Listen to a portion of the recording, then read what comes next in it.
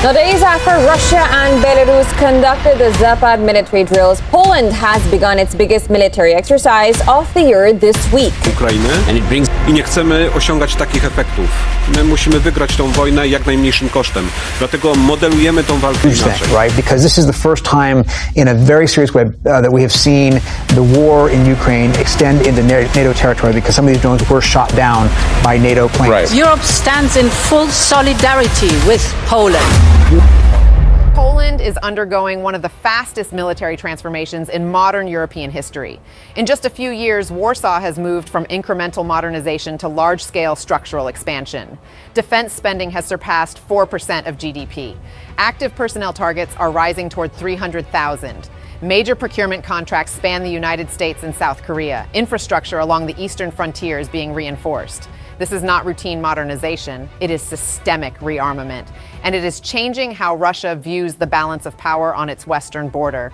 This is war theory. Before we examine why Poland's transformation matters strategically and why Moscow is paying close attention, make sure you subscribe to WR Theory. We're delivering the analysis others avoid. The context for Poland's acceleration is clear. Russia's full-scale invasion of Ukraine in 2022 reshaped European security assumptions. For Warsaw, the war demonstrated that high-intensity conventional conflict in Europe is not theoretical. Armored formations, massed artillery, missile strikes, and mobilization are no longer historical concepts. They are current realities. Poland responded by rethinking its defense posture. The shift is visible across multiple domains. First, force density. Poland is expanding its land forces significantly. New mechanized formations are being developed. Heavy brigades are being reinforced. Territorial defense units are growing in number and capability. Geography explains much of this emphasis. Poland borders Ukraine, Belarus, Lithuania, Germany, the Czech Republic, and Slovakia. It also borders Russia's Kaliningrad exclave. Any large-scale conflict in northeastern Europe would directly involve Polish territory. Force structure therefore reflects frontline realities. But the impact of Poland's expansion becomes clearer when examined relative to Russia's current position. Before 2022, Russia maintained a strong conventional posture along its western frontier. The Western Military District concentrated armored brigades, artillery formations, missile systems, and advanced air defenses. Kaliningrad served as a fortified forward bastion. Belarus provided operational depth. This configuration created asymmetry. Russia possessed escalation leverage in the region. However, the war in Ukraine altered that balance. Large portions of Russian Western formations were committed to sustained combat. Equipment losses were substantial. Artillery stocks were heavily consumed.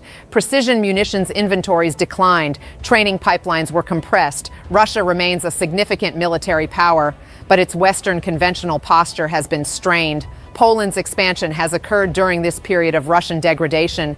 Relative power shifts matter more than static comparisons. When one actor expands while another rebuilds, strategic calculations change. Kaliningrad illustrates this shift clearly. For years, Kaliningrad projected pressure outward into the Baltic region. Advanced air defense systems, ballistic missile platforms, coastal defense batteries, and electronic warfare assets were deployed there. Analysts often described it as an anti-access area denial bubble. Such bubbles rely on survivability. If adversaries possess sufficient long-range precision strike capability, fixed installations can be suppressed or degraded. Poland's growing firepower along Kaliningrad's southern border introduces new variables into that equation. This does not render Kaliningrad vulnerable overnight, but it forces Moscow to consider additional defensive requirements. Resource allocation shifts accordingly. Belarus represents another strategic dimension. Russian military integration with Belarus has deepened in recent years. Joint exercises, basing arrangements, and missile deployments have reinforced coordination.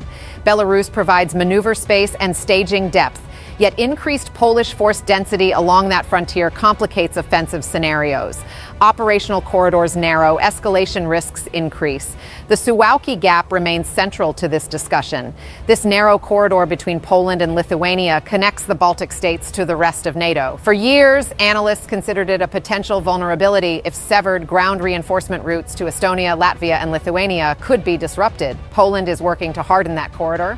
Infrastructure upgrades are significant. Bridges are being reinforced to support heavy armored transit. Rail lines are being modernized to accelerate logistical throughput. Pre-positioned equipment depots are expanding. Logistics determines tempo.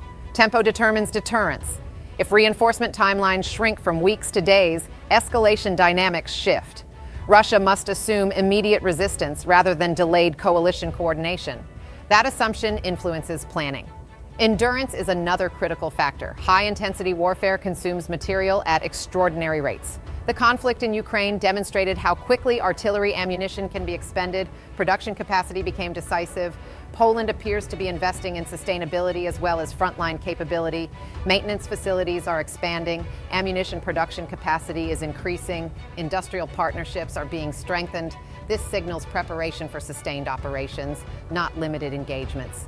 A state prepared for endurance is more difficult to coerce. Political implications follow naturally. Military capability translates into influence within alliances. If Poland fields one of the largest deployable land forces in the European Union, its role within NATO decision-making expands. Strategic gravity shifts eastward. For Moscow, this reduces ambiguity inside the alliance. Ambiguity once provided diplomatic maneuver space.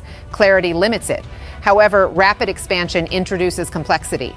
Multiple weapons platforms require integration. Training standards must scale effectively. Command and control structures must adapt to larger formations. Modern warfare demands cohesion under pressure. Execution will determine whether Poland's structural growth translates into mature combat readiness. Russia is likely monitoring this integration phase carefully.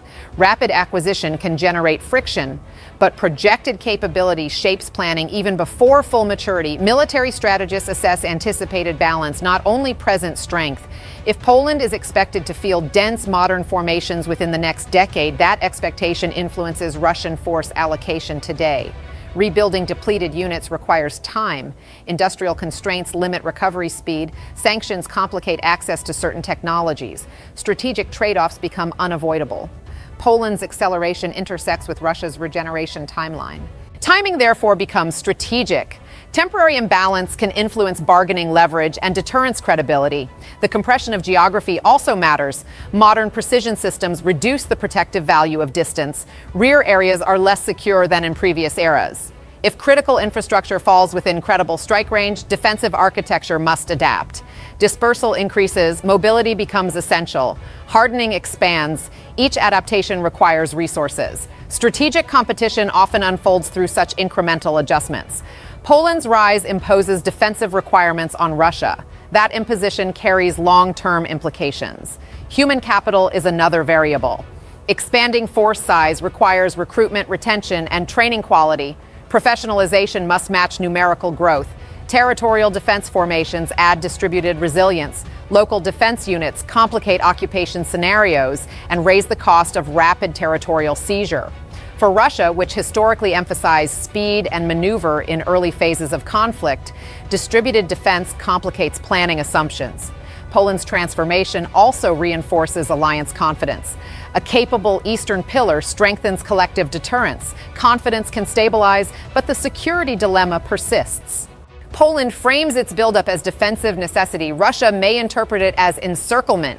Both interpretations shape behavior. Deterrence succeeds when costs are clearly understood by all actors. Poland appears to believe that stronger conventional posture reduces the probability of conflict by raising those costs. Yet sustainability remains essential. Defense spending above 4% of GDP represents a significant commitment. Economic performance and political consensus must sustain it. Training standards must remain high. Institutional cohesion must endure.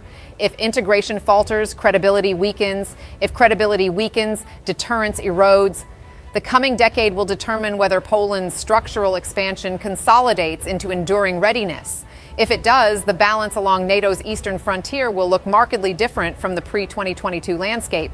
Russia's margin for intimidation would narrow. Escalation thresholds would adjust. Strategic calculations would evolve. What was once perceived as a thin defensive belt may become one of Europe's densest conventional concentrations. That shift demands recalculation in Moscow. Poland is not issuing threats. It is building capability.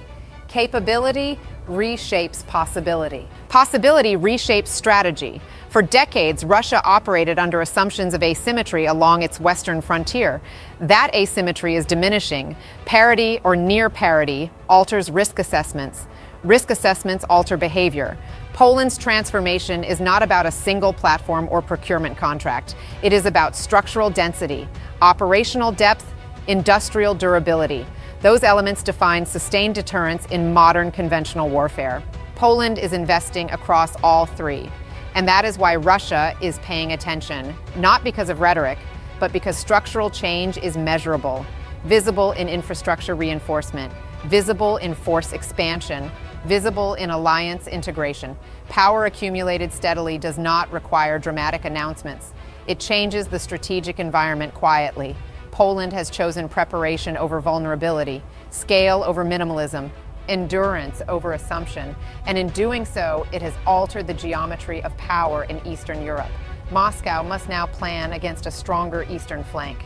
That planning shift is the core reason Poland is generating concern inside Russian strategic circles. This is not symbolic, it is structural. This is war theory.